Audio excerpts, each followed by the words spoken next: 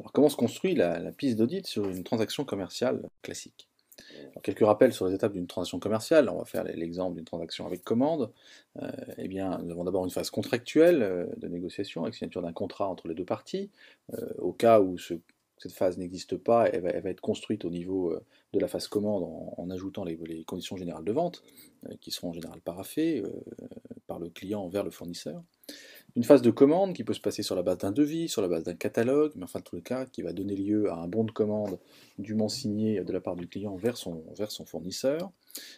Une phase de livraison, qui est une phase de circulation de documents, avec un bon de livraison qui accompagne la prestation, ou un PV de recette, quand on est dans des prestations informatiques, et donc qui doit en général être conservé par le client, et puis un bon de réception qui est le retour finalement de ce document ou d'une copie de ce document validé par le client, annoté par le client, ou des fois directement construit par le client par rapport à la réception, et qui permet au fournisseur, cette fois-ci, de disposer d'un document attestant de la bonne réception de la prestation.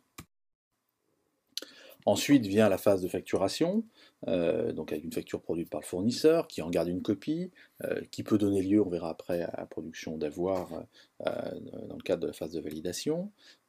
Cette phase de validation est la suivante, est importante, faite par le client, en général justement sur la base d'éléments de la piste d'audit, donc des documents des phases précédentes, et dans lesquels on doit pouvoir détecter à la fois qu'il y a eu un rapprochement et à la fois qu'éventuellement il y a eu des différences. Et puis enfin, le paiement des factures qui s'opère au travers du monde bancaire et qui se termine normalement chez le fournisseur, notamment par un bouclage et des flux, c'est-à-dire un rapprochement entre les paiements et les factures qui sont payées. Alors on va retrouver un petit peu la cinématique de cette transaction dans un schéma où on voit le fournisseur en bas, le client en haut, et il va se dérouler l'ensemble de cette transaction. Tout d'abord une phase donc, contractuelle, comme on l'a dit, avec conservation des deux côtés du contrat, une phase où on voit ce devis qui est transmis du fournisseur vers le client, et puis ensuite un retour du bon de commande qui va cette fois-ci du client vers le fournisseur. Une phase de livraison dans laquelle l'acheteur livre en associant sa livraison avec un bon de livraison que le client normalement conserve, et celui-ci renvoyant soit une copie, soit un bon de réception qu'il a lui-même produit, qui est l'acceptation de cette livraison, éventuellement amendée s'il y a des objets qui ne sont pas là ou qui sont défectueux. Vient enfin ensuite plutôt la phase de facture, qui est bien transmise donc, du fournisseur vers son client, qui possède donc l'original, le fournisseur il y a une copie, et puis la phase de validation, qui sur la base des documents précédents, bon de commande, bon de réception, facture, rapproche l'ensemble pour déterminer si la facture est valable ou pas.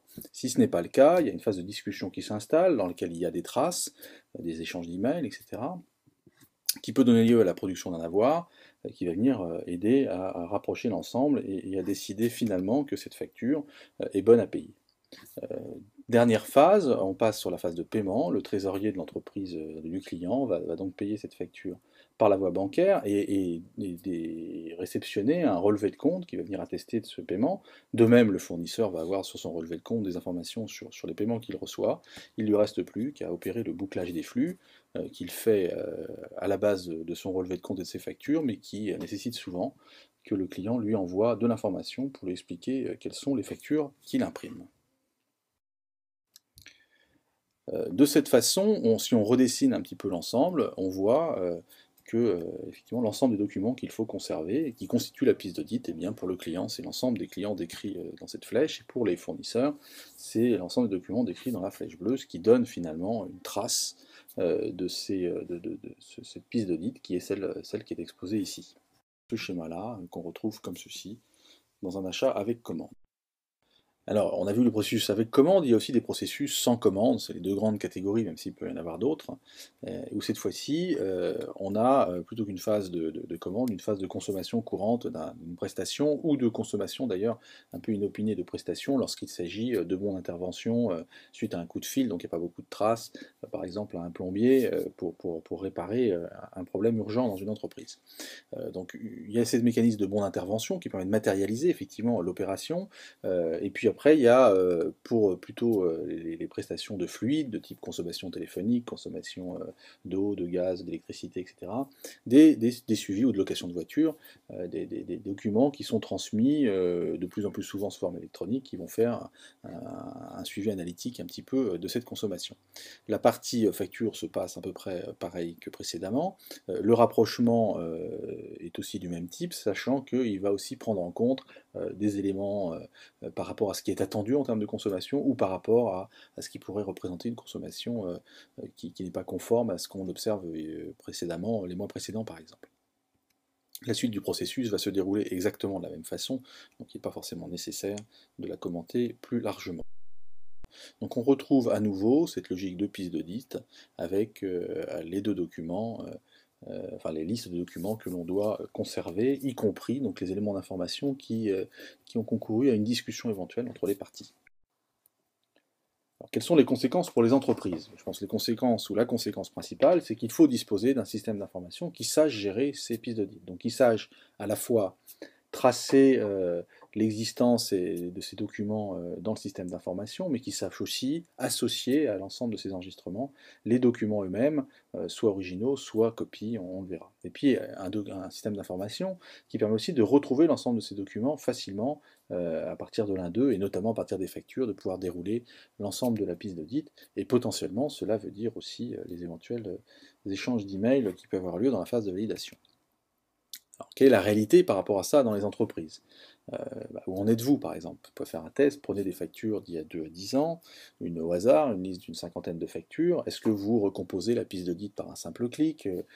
Combien de temps mettez-vous pour la reconstituer? Avez-vous l'ensemble des documents facilement ou simplement pour les documents qui ont été plutôt en litige? Voilà les questions que vous pouvez vous poser pour essayer de mesurer la réalité de votre système par rapport à la théorie entre guillemets de ce que ça devrait être.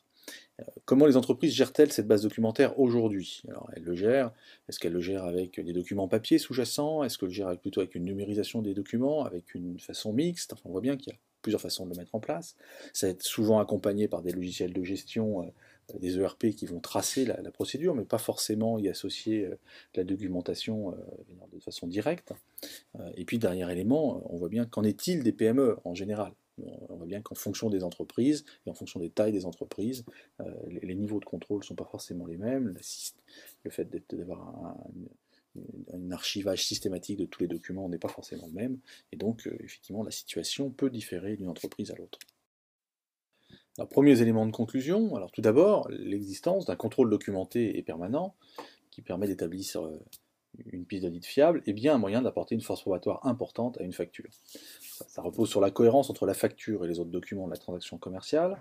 Ça rend donc très compliqué la production de faux, dans la mesure où il faudrait que soit modifié l'ensemble des documents de façon cohérente, et d'ailleurs aussi potentiellement dans la contre-chérie et la contrepartie. Et puis donc, potentiellement, puisque ça renforce assez largement grâce à finalement à l'archivage d'un film plutôt que l'archivage de photos, quelque part, d'une seule photo unique, ça permet donc potentiellement un allègement des moyens intrinsèques de sécurisation de chacun des documents. Quelque part, finalement, s'il y a une petite incertitude sur un document, comme il est dans un fil d'information, on peut facilement identifier s'il est cohérent ou pas. Et puis deuxième élément de conclusion à ce stade, c'est que la mise en œuvre de pistes d'audit fiables n'est certainement pas uniforme dans les entreprises.